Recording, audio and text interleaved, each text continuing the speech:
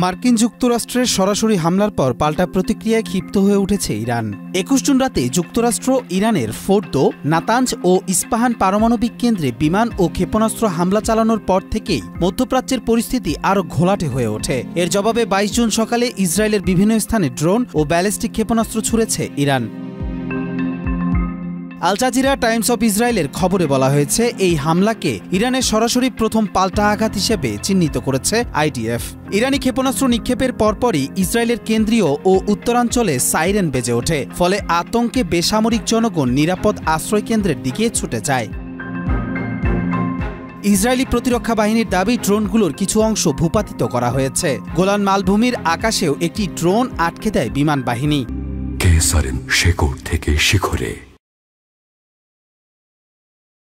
ধারণা করা হচ্ছে, এই ড্রোনগুলো যুক্তরাষ্ট্রের হামলার আগেই উৎক্ষেপণ করা হয়েছিল। এর মধ্যে ইসরায়েলের কিছু অংশে বিমান চলাচলে সীমাবদ্ধতা আরোপ করা হয়েছে এবং দেশজুড়ে নিরাপত্তা জোরদার করা হয়েছে। বিশেষজ্ঞদের মতে, এই ঘটনার মাধ্যমে ইরান ও ইসরায়েল উত্তেজনা এক নতুন উচ্চতায় পৌঁছেছে এবং এতে যুক্তরাষ্ট্রের সরাসরি সম্পৃক্ততা গোটা অঞ্চলকে বিপজ্জনক সংকটের দিকে ঠেলে দিচ্ছে। কবির চৌধুরী জয়, মাই টিভি।